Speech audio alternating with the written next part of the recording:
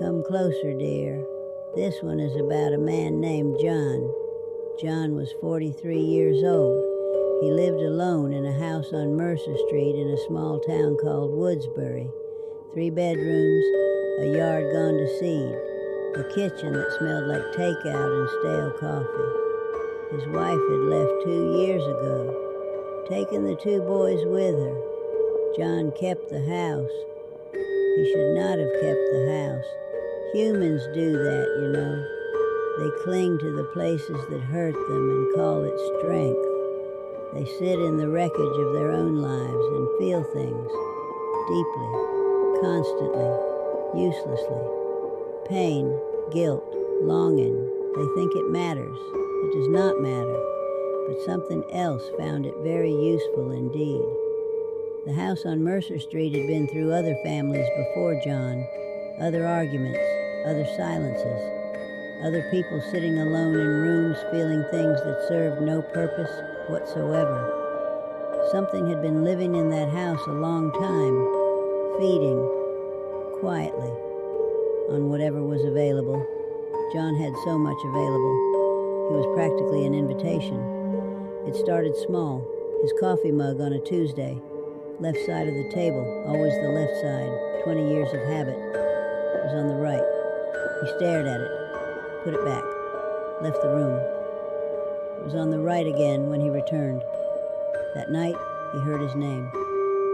A whisper from somewhere inside the house. His name, in a voice he recognized. The voice of someone who used to live here and no longer did. He sat up in bed. Silence. He told himself it was nothing. It was not nothing.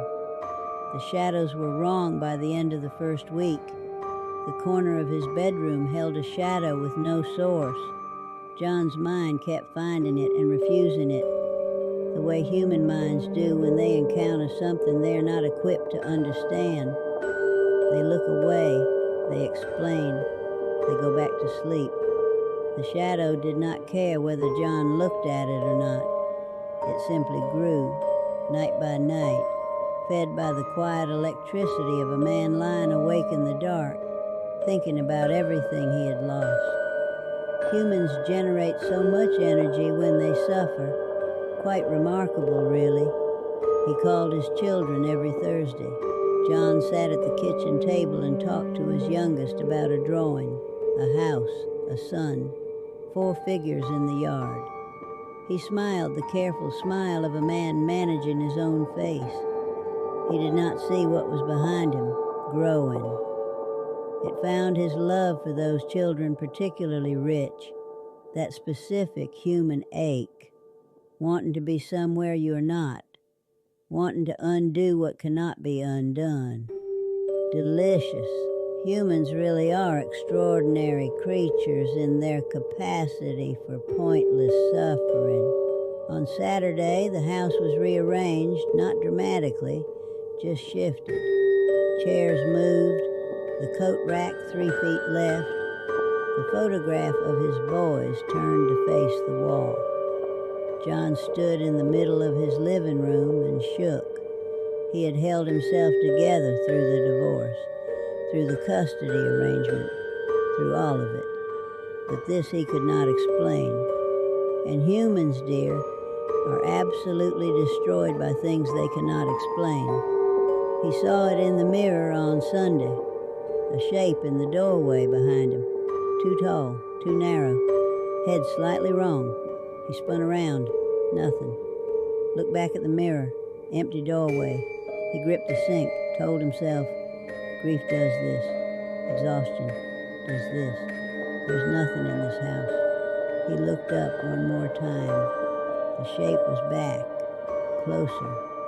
He locked himself in the bedroom, 43 years old, sitting on the edge of his bed, listening to sounds that were not the house settling.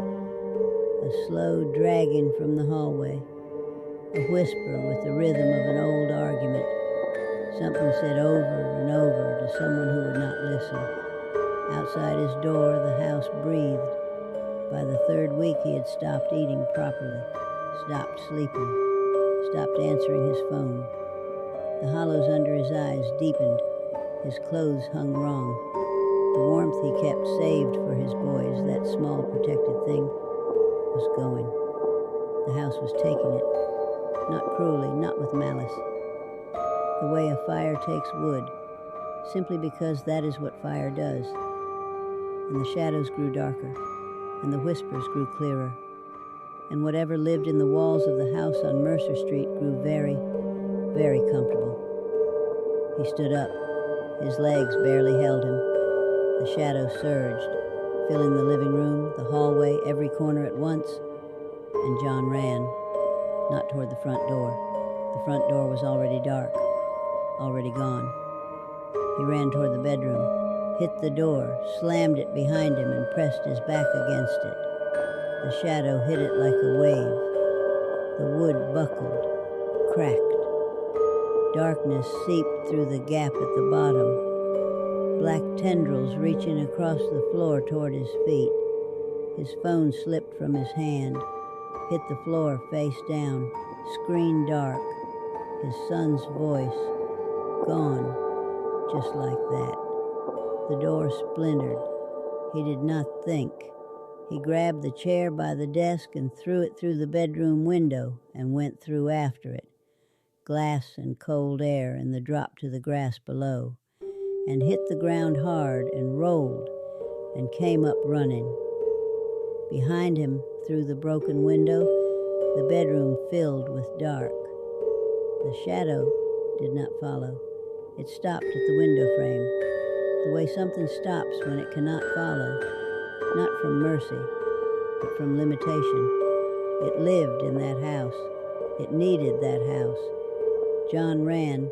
He did not stop until he reached the end of Mercer Street.